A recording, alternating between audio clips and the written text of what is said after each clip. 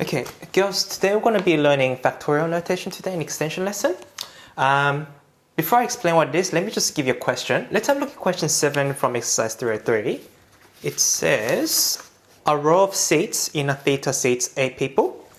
In how many ways could a group of 8 friends be seated at random in this row? So in other words, you have a row, and if 8 people are going to be seated, that means you have 1, 2, 3, 4, 5, 6, 7, 8 seats for 8 people.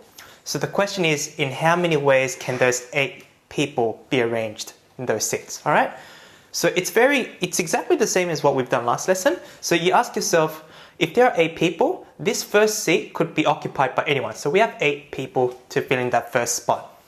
After the first person has sat in the first spot, now we have 7 people to choose to fill in the second spot, and so on. Then the third spot would have 6 people left, and then 5, and then 4, and then 3, and then 2, and then 1. To know the number of ways in which you can arrange all these people is by multiplying all those different outcomes or possibilities, okay? But instead of having to write all of this can be simplified as this expression, a factorial. And that's what factorial means. It's just a number multiplied all the way down to 1. Okay, so if you actually put all of this in the calculator, it's the same thing as putting this in the calculator, and this is evaluated by putting this symbol in the calculator. And if you want to try it out, so you just type in 8x exclamation mark. So that means the number of ways in which you can have 8 people seated is 40,320 ways. Okay, just an interesting note. It's also, so that's what this means. So if you have some number, then the factorial is that number, in this case 8, times the one number less, 7, and then 2 numbers less, so in this case 6, and all the way down to 3, 2, 1. Okay, so you'll always end up down to 1. Interesting note though, not that you have to use this so often, 0 factorial equals to 1. One explanation is, so factorial means the number of ways in which you can arrange a certain number of things, okay? So in this case, 0 factorial means the number of ways of arranging no objects or nothing equals to 1. So that's what it means conceptually, but mathematically it can kind of, here's my way of explaining it. 3 factorial is 3 times 2 times 1, which is equal to 6, yep. 2 factorial is then 2 times 1, which is equal to 2. 1 factorial will be then equal to 1 times 1. Now, I went to 0 factorial. Just by looking at the pattern, you can see to go from 6 to 2, you're dividing by 3. And this is 1 times 1 is 1. And to go from 2 to 1, you're dividing by 2. So can you see the pattern?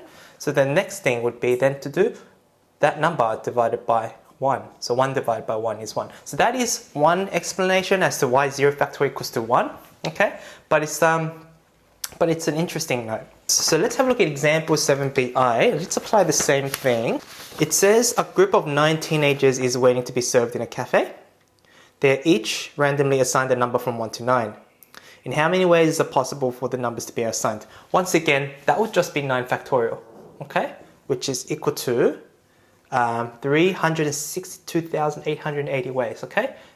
So you're just arranging the numbers from 1 to 9. That's what really the question is, which means you have 1, 2, 3, 4, 5, 6, 7, 8, 9. So like I said, so any student could be given any ticket numbers from 1 to 9. So then there are 9 digits from 1 to 9. So the first student could get any of the 9 tickets. That means the second student will have 8 tickets to be given, and then so on, okay? That's why it's 9 factorial. Okay. Now, question BII though, one of the group needs to be served quickly because he has to leave. If he is to be given the first number, in how many ways is it possible for the numbers to be assigned? So that means out of the 9 students, one of them, so let me draw the spaces again, 1, 2, 3, 4, 5, 6, 7, 8, 9. So out of the 9 students, the first student has to be given the ticket number 1. So that's locked in. So that just leaves these amount of option spaces. We have then 8 students that we need to rearrange. So that's just then 8 times 7 times 6 times all the way down to 3 times 2 times 1, which in other words, that just means 8 factorial ways. Okay? So in 8 factorial is 40,320 ways. Yep, does that make sense? So one student has to go first, so that person's locked in. So it's just a matter of rearranging the rest of the other students. Okay, another good question. How many ways can you rearrange the letters of the word pencil? So in other words, how many ways can you rearrange those letters? So it's just the same way to look at what we've been doing. There are 1, 2, 3, 4, 5, 6 letters. So that means you draw 6 spaces. Okay, so in my first space, we have 6 letters to choose from to fill up the first spot. So that's 6 options. Once you've used a letter, you've now got 5 letters to choose from, and then 4 letters to choose from, and you get the point. So the answer to this is just 6 factorial ways, okay? If we calculate that, that is, there are 720 ways of rearranging the letters of the word pencil. Okay, girls, now let's have a look at a hard problem in your exercise which can typically come up in your exam, and it's this. It says prove n factorial over r factorial is that, where n is a bigger number than r. So when it comes to a question like this, it is actually quite helpful to replace letters with actual numbers to work with because they're very quite abstract. So for example, let's say n is 5, and because that number has to be bigger than r, let's say that other number is 3, for instance, okay? And then let's see what happens if I actually plug it into the formula that they want us to prove. So in this instance, we got 5 factorial over 3 factorial, okay? And we know factorial is 5 times 4 times 3 times 2 times 1.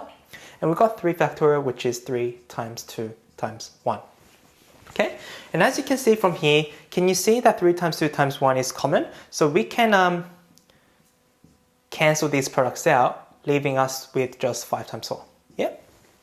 Now, that's not what I want you to do. There's a slight manipulation I want you to take away from this. Instead of writing 5 times 4 and that, I want you to write this, and this is the technique, okay? 5 times 4 times, instead of 3 times 2 times 1, write 3 factorial, okay? Yeah, 3 times 2 times 1 is 3 factorial, isn't it? Now, instead of writing 3 times 2 times 1, write 3 factorial as it is, and then cross it out like I've done on the top. And that leaves me with still 5 times 4. Now, here's another take home note. This last term is 3 plus 1. So the bottom number plus 1. Keep that in mind. We're going to need it for this because now let's apply that here. So let's write those two out. So we've got n factorial over r factorial. And as we know, n factorial is all that. So n times n minus 1, n minus 2 times dot dot dot times 3 times 2 times 1. I'm just writing the full definition out. And r factorial is r times r minus 1, r minus 2 times dot dot dot times 3 times 2 times 1.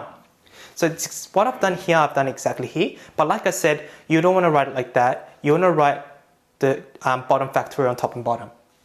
So in this instance, you want to write it like this then.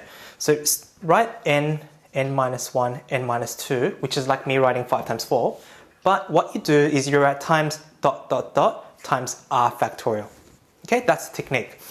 You don't write the r factorial right next to it because there's no guarantee that that number is right next to a certain product, but we know r factorial, that series is somewhere included on the top. So you write it after the dots, okay? Over, instead of writing all this, just write the original bottom. And that's exactly like what I've done here.